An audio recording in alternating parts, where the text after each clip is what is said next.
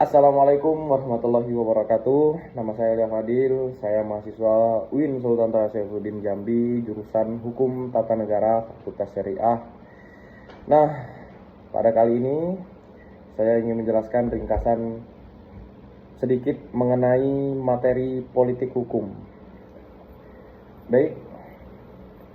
Jadi, politik hukum adalah sebuah kebijakan dasar dari sebuah negara dalam bidang hukum yang mencerminkan sebuah arah, bentuk, dan isi hukum yang akan dibentuk dalam dan dilaksanakan demi mencapai tujuan nasional. Nah, yang kedua, fungsi daripada politik hukum. Nah, fungsi dari politik hukum itu, yang pertama, menentukan arah pembangunan hukum nasional. Yang kedua, menyelaraskan hukum dengan ideologi dan cita-cita negara. Yang ketiga, sebagai alat untuk merekayasa sosial atau law as a tool of social engineering. Dan yang terakhir, memberikan legitimasi terhadap peraturan perundang-undangan. Selanjutnya, politik hukum dalam konteks hukum tata negara. Nah, dalam hal ini, politik hukum mengarahkan perumusan dan pembentukan undang-undang dasar dan peraturan pelaksanaannya.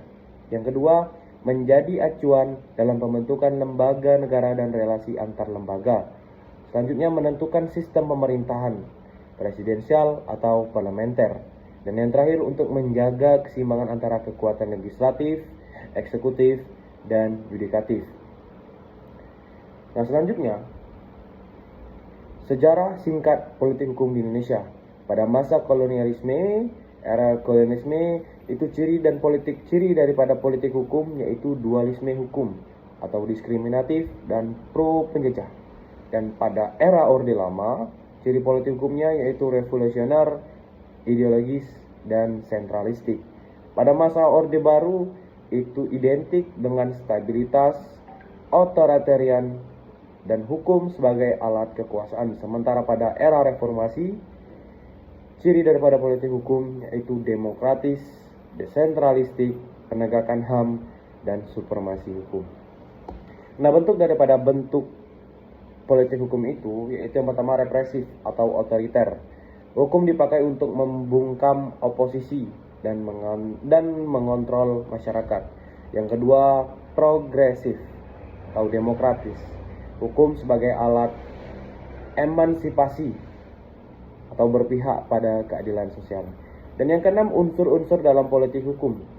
Yang pertama yaitu tujuan negara yang tertuat dalam Undang-Undang Dasar 1945, keadilan sosial dan kesejahteraan rakyat. Selanjutnya, kebijakan pemerintah, visi misi presiden, RPUP, dan RPJM. Yang selanjutnya, nilai dasar ideologi atau Pancasila. Selanjutnya, realitas sosial, budaya, hukum masyarakat, dan dinamika politik. Selanjutnya, kekuatan politik, partai, parlemen, dan elit hukum. Selanjutnya, problematika politik hukum di Indonesia. Banyak sekali problematika politik hukum di Indonesia. Salah satunya yaitu banyaknya peraturan yang saling tumpah tindih. Legislasi dipengaruhi oleh kepentingan politik praktis, lemahnya implementasi hukum dan penegakan keadilan, dan tidak adanya grand design hukum nasional yang konsisten, serta tantangan globalisasi dan harmonisasi dengan hukum internasional.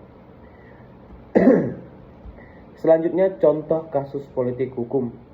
Contoh kasus politik hukum di Indonesia yang pertama yaitu Omnibus Law Cipta Kerja yang sempat viral beberapa tahun yang lalu, yaitu peran kuat eksekutif dan DPR dalam pembentukan undang-undang dengan pendekatan efisiensi ekonomi.